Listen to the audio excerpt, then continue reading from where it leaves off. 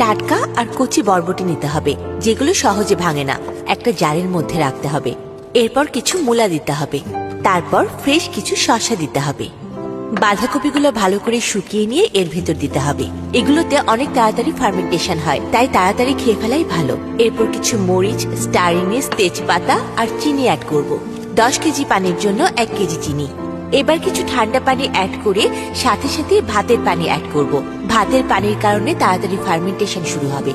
এবার স্বাদ মতো লবণ অ্যাড করে সবার শেষে পুরনো আচারের পানি যোগ করতে হবে, যেন সুন্দর একটা ফ্লেভার পাওয়া যায়। প্রতিটা বাসার আচারের স্বাদ আলাদা। গত 3 জেনারেশন ধরে এই আচারের পানি চলছে। আগে যখনই তোমার বাবা দেখা করতে আসতো, আমার বানানো সবজির আচার চাইতো। প্রপোজ করার সময়ও বলেছিল, যার হাতের বানানো আচার পছন্দ হয় তার সাথে সারা জীবন থাকাই যায়। এই যে জারের মধ্যে রাখা আচার, এটা একটা বাড়ির স্মৃতি ধরে রাখে, সময়কে ধরে রাখে। সময়ের সাথে সাথে আচারের স্বাদও বদলাতে থাকে।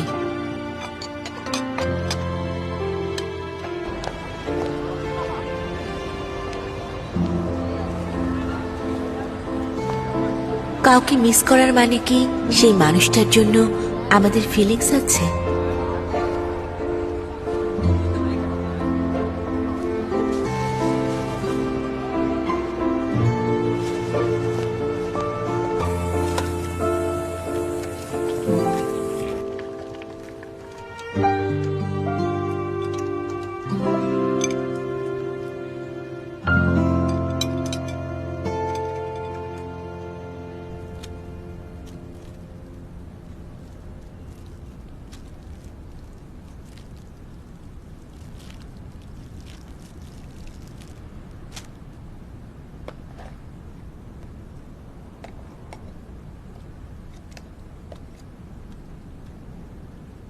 আমি কি ঠিকমতো বানিয়েছি?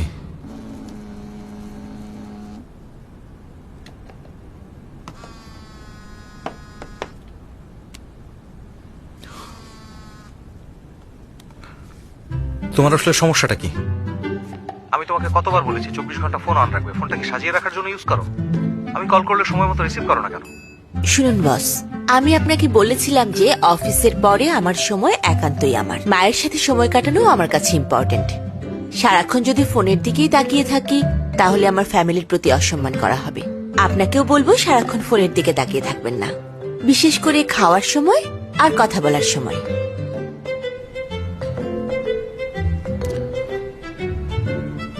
সারা, মনে করিয়ে দিই, পিআর ডিপার্টমেন্টের ডিরেক্টর হিসেবে এমন অনেক ইমার্জেন্সি সিচুয়েশন হতে পারে যেখানে তোমার ইমিডিয়েট অ্যাটেনশন লাগবে। খাওয়ার সময় হোক বা কথা বলার সময় তুমি কোনো কল মিস করতে পারবে না, বুঝতে পেরেছো?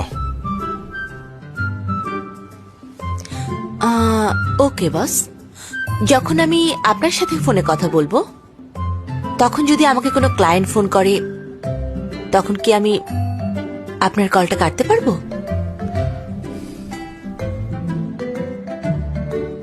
দেখো, তুমি কথা ঘোরানোর চেষ্টা করবে না। তাহলে এখন আপনার এমন কি ইমার্জেন্সি হয়েছে যে আমাকে এতবার কল করেছেন? আমি মানে বলছি,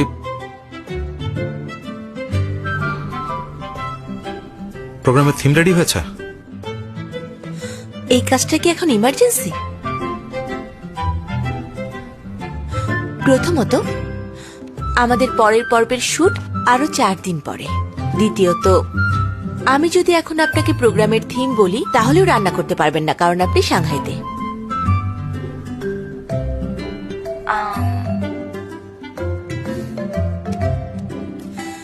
আমাদের পরের পর্বের থিম হলো বিদেশে পাওয়া পুরনো বন্ধু। বিদেশে থাকে এমন কোনো বন্ধুর জন্য খাবার রান্না করতে হবে। আপনার এখনকার সিচুয়েশনের সাথে থিমটা মিলে গেছে বস। তাহলে কি রান্না করবে? রান্না করব পিকলড সবজি দিয়ে মাংস, পিকলড বাঁধাকপির প্যানকেক, পিকলড আদা দিয়ে বানানো মাংস ভাজা, আর 1 মিনিট, সব রান্নাই কি পিকল সবজি দিয়ে হবে? হ্যাঁ, যে ফ্রেন্ড বিদেশে থাকে সে সবচেয়ে মিস করে বাসার রান্নার ফ্লেভার। এই ফ্লেভার পাওয়া যায় বাসায় থাকা অনেক পুরনো 1 চামচ পিকল জুসের মধ্যে। যেটা হয়তো বানানো হয়েছে কয়েক জেনারেশন আগের পিকল দিয়ে। এই জিনিসটার স্বাদ আমাদের অনেক পরিচিত। বন্ধুকে এই পিকল ভেজিটেবল খাওয়ালে এটা মনে হবে যে আমরা আমাদের স্মৃতি ওর সাথে ভাগাভাগি করে নিলাম। কারো বাসার পিকল ভেজিটেবল ভালো লাগা মানে তার সাথে জড়িত সব স্মৃতিও ভালো লেগেছে। হয়তো তখনই আমরা ফ্রেন্ড থেকে হয়ে যাই ফ্যামিলি।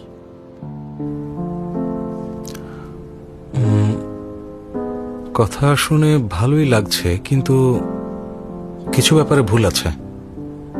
যেমন ধরো, আমি যদি আমাদের অফিসের পিকল ভেজিটেবল পছন্দ করি, তাহলে কি আমাকে সেই পিকল ভেজিটেবল কোম্পানিকেও পছন্দ করতে হবে? আপনি অফিসের পিকল ভেজিটেবল পছন্দ করেন? হ্যাঁ, করি। কেন বলো তো? কেন এটা পছন্দ করেন বলুন তো? স্পেশাল কোনো কারণ আছে?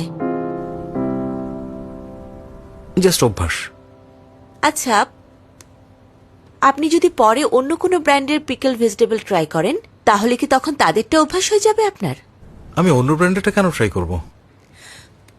মানে আপনি ব্র্যান্ড চেঞ্জ করতে চান না, এটা আপনার কাছে ঝামেলা মনে হয়। যদি অন্য কেউ ব্র্যান্ড চেঞ্জ করেও দেয়, তখন আপনি আবার সেটা চেঞ্জ করে আগের ব্র্যান্ডেরটাই খেতে চাইবেন। হ্যাঁ,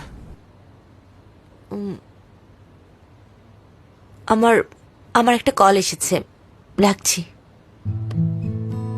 হ্যালো হ্যালো।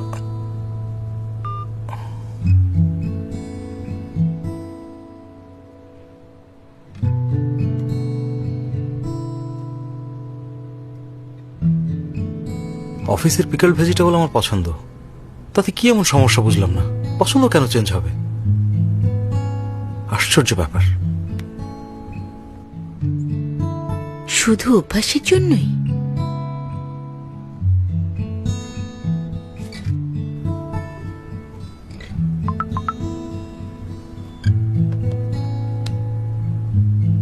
ভাবো তো, ছবিতে এত সুন্দর, তাহলে খেতে কেমন হবে?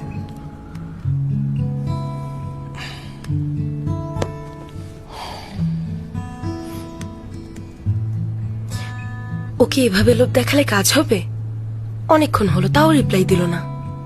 অবশ্যই কাজ হবে।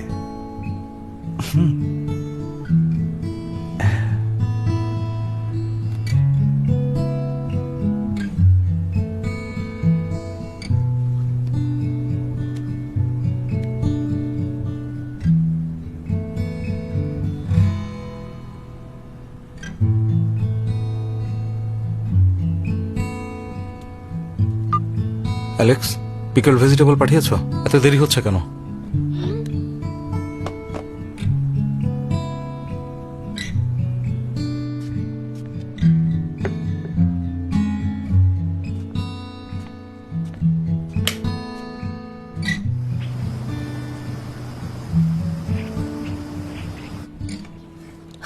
আর পারছি না, আমাকে একটু রেহাই দে। সবজির আচার নিয়ে কে এতক্ষণ কথা বলে? এর কোনো মানে হয়? তুই ওকে সোজা প্রশ্ন কর, জেমস কি তোকে লাইক করে নাকি করে না? এটা তো সিম্পল ব্যাপার। তাছাড়া ওকে দেখে তো মনে হয় না ও তোকে লাইক করে না। যে কোনো সময় টেস্ট চেঞ্জ হয়ে গেলে লাইক করে কি হবে? প্লিজ তুই থাম। ও সবজির আচার নিয়ে কথা বলেছিল, তোকে নিয়ে না। তাছাড়া ও তো জানে না তুই নিজেকে আচারের সাথে তুলনা করছিস। আর ওর পড়াশোনা ছিল কম্পিউটার সায়েন্স নিয়ে, লিটারেচার অ্যানালাইসিস নিয়ে না। ও মানুষকে না জানিয়ে অনেক ভালো ভালো কাজ করে। স্যামের মতো মেয়েদেরকে ধোকা দিয়ে বেড়ায় না।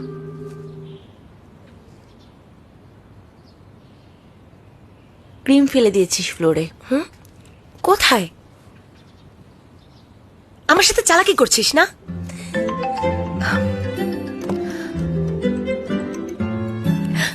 Hello baby. ও হ্যাঁ, আমি এখন সারার সাথে শপিং করছি। আসতে হবে না, আসতে হবে না। আমরা দুজন একসাথে আজকে বাইরে খাবো। আচ্ছা রাখছি, বাই বাই। হাজবেন্ডকে মিথ্যা বলা শুরু করে দিয়েছিস?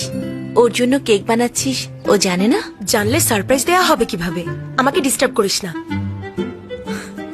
তুই তো কেক বানাতেই পারিস না। কারণ তুই ভালো করে শেখাতে পারিসনি।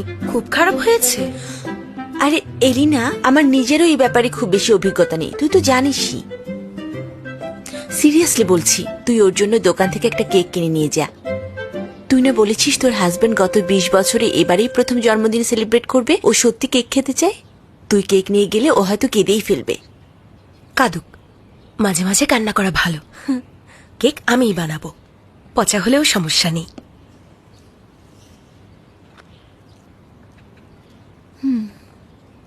কখনোই ভাবিনি যে তুই এত তাড়াতাড়ি বিয়ে করবি। না ভাবার কি আছে, আমার সবসময়ই প্ল্যান ছিল 25-এর আগে আমি বিয়ে করে ফেলবো। আমার কোনো প্ল্যান কখনো মিস হয় না। আমি আসলে মিন করেছি যে একদিনের পরিচয়ে বিয়ে করে ফেলেছি, সেটাতে অবাক হয়েছি। ভয় হয় না? ওকে তো চিনিসই না। আমার মতে পরিচিত মানুষ হলেই সম্পর্ক টিকে যাবে এমনটা না। কত মানুষই তো অনেক বছর একসাথে থাকে, তারপরও কেউ কাউকে চিনতে পারে না, তাই না?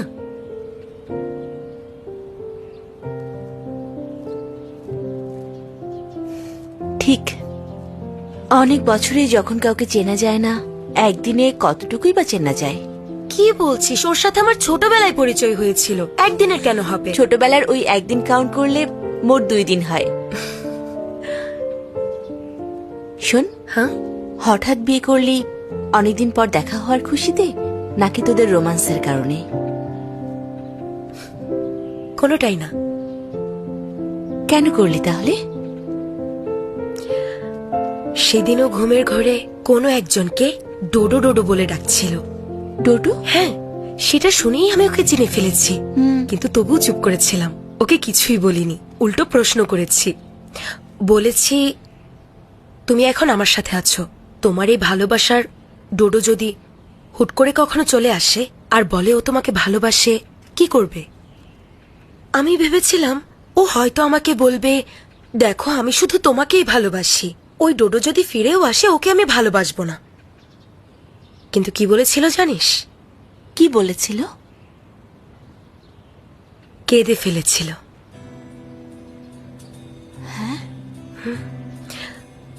ও বলছিল আমাকে মিথ্যা বলতে পারবে না, ডোডোর জন্য ওর এখনো ফিলিংস আছে, কিন্তু আমাকেও হারাতে চায় না।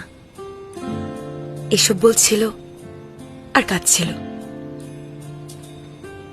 তারপর বলল আমার সামনে এসব কথা বলতে ওর ভয় লাগছে, হয়তো আমি ব্রেকআপ করে ফেলবো। বলেই আবার কান্না শুরু। তখনই আমি ডিসাইড করি, যদি বিয়ে করি তাহলে ওকেই করব।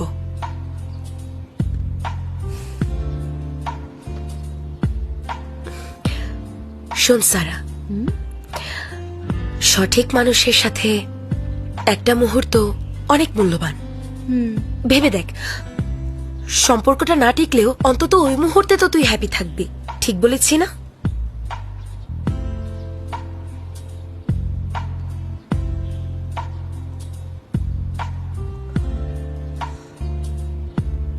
কলিনের জন্মদিন আর বসের জন্মদিন একই দিনে?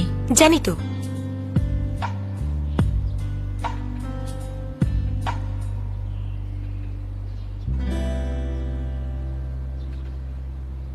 এই, তুই কি চিন্তা করছিস বল না?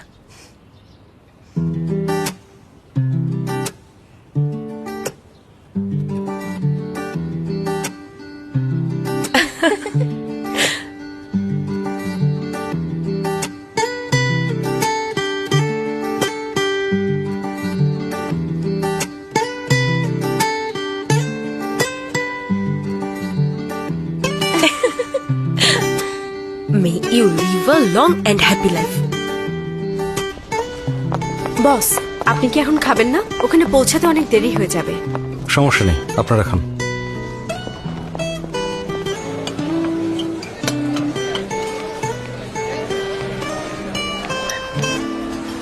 বেরোচ্ছি, বাই। বস, আজকে তো তাড়াতাড়ি। আমার পার্সোনাল কাজ আছে। আজকে ওনার জন্মদিন, জানো না?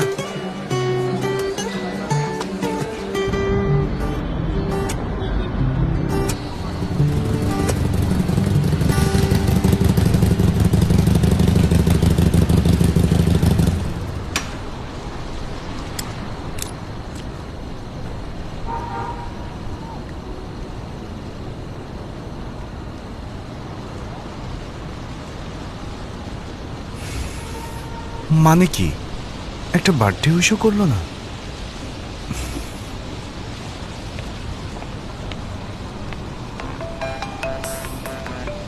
হ্যালো এলিনা। আমার মায়ের শরীর ভালো না, আমি মায়ের কাছে যাচ্ছি, আজকে আসতে পারছি না। সিরিয়াস কিছু? আমাকে আসতে হবে? না না, এসো না, আমারও শরীরটা ভালো নেই, মনে হয় মায়ের থেকে ভাইরাস এসেছে, জ্বর জ্বর লাগছে, ওষুধ খেয়েছি, একটু পর ঘুমিয়ে যাব, তাই তোমাকে জানিয়ে রাখলাম। ও ওকে, শোনো, শরীর বেশি খারাপ হলে আমাকে কল করবে। Bye bye.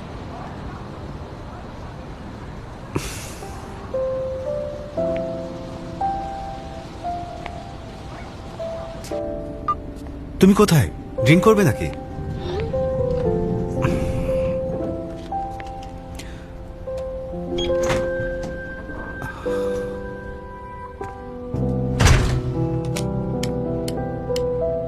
আরে, দুদিন আগেই তো কারেন্ট বিল দিলাম।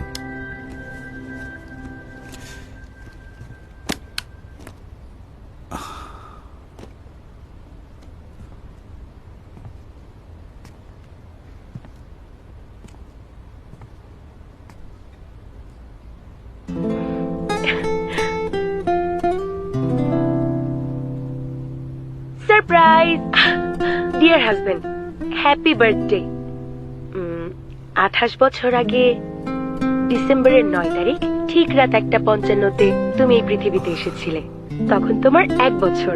পৃথিবীতে আসার 1 বছর পূর্ণ হওয়ায় বেবি কলিনকে কনগ্রেচুলেশনস। তখন তুমি বেবি ল্যাঙ্গুয়েজে কথা বলতে, এরপর আস্তে আস্তে কথা বলা শিখলে। টানটানা, আমি এই উপহারটা বানিয়েছি তোমার প্রথম জন্মদিনের জন্য। যাও, খুলে দেখো। ভেতরে একটা রেকর্ডার আছে। তোমার জন্য আমি অনেকগুলো ছোট ছোট গল্প রেকর্ড করেছি। আজ থেকে প্রতি রাতে তুমি আমার এই গল্পগুলো শুনবে। 1 বছরের তুমি যেন ভালো করে কথা বলতে শিখে যাও। আরো একটা বছর শেষ, তুমি এখন আরেকটু বড় হয়েছ। 2 বছরে তো তোমার হামাগুড়ি দেওয়ার কথা না, 2 বছরে তোমার হাঁটা শুরু করার কথা। ও হ্যাঁ, এখন নিশ্চয়ই তুমি অনেক দুষ্টুমি করো, তাই এই উকুলেলেটা তোমার জন্য। এখন থেকে এটা নিয়ে ব্যস্ত থাকবে, নতুন নতুন গান তুলবে এবং আমি যখন শুনতে চাইবো আমাকে শোনাবে। শোনো, যদিও আমি আরো আগে তোমার জীবনে আসিনি, তোমার সাথে বড় হইনি, তারপরও এই সবকিছু আমি অনেক ভালোবাসা নিয়ে বানিয়েছি। আশা করছি তোমার পছন্দ হবে। যে সময়গুলোতে আমি তোমার জীবনে ছিলাম না, সেগুলো পূরণ করার চেষ্টা করেছি। I love you.